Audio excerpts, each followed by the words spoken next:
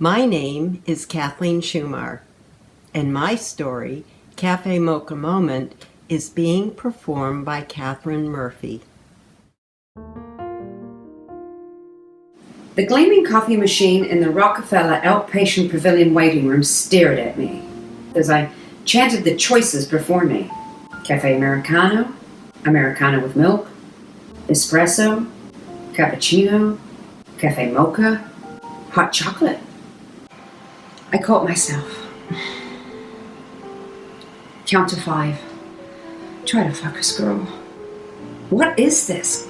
Kindergarten?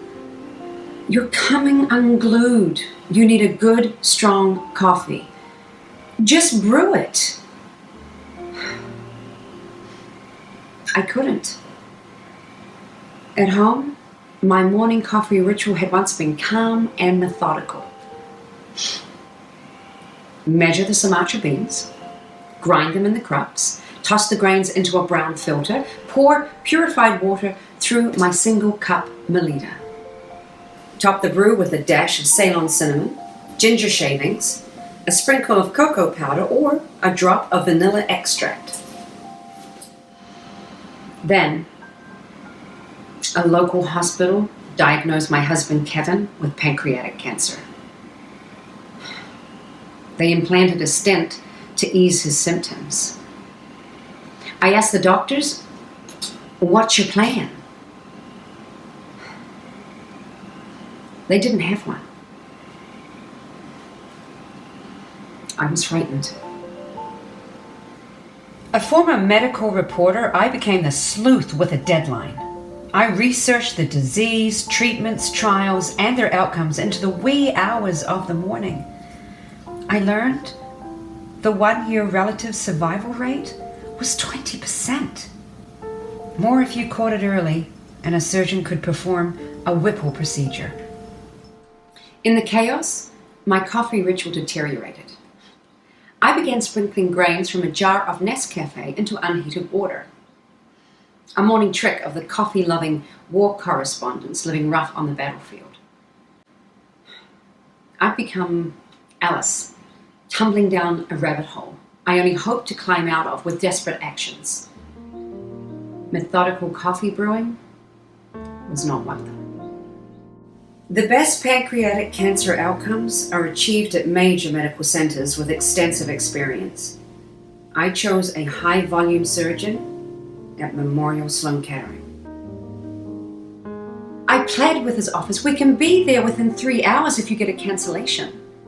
There was a mad dash to collect Kevin's medical records and scans, put together the package requested.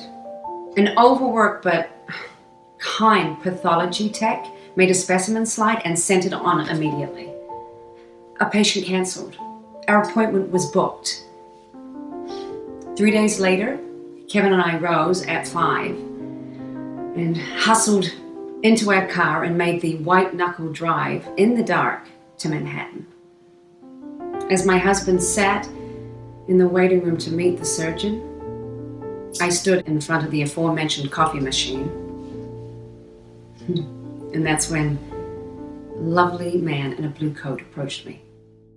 Want a cup? I recommend the Cafe Mocha. It's a perfect combination. The coffee boosts brain blood flow. The cocoa tames the jitters. I'll make you a cup.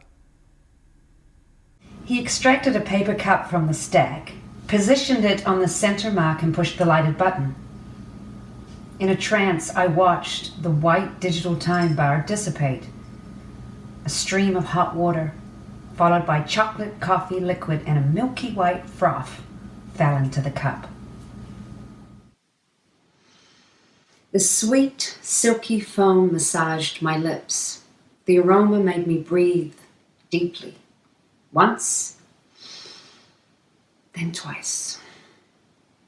My mind grew sharp, my vision clear, my nerves calmed. I'm a volunteer. I tend the coffee machines a couple of days a week. I was treated here over 20 years ago.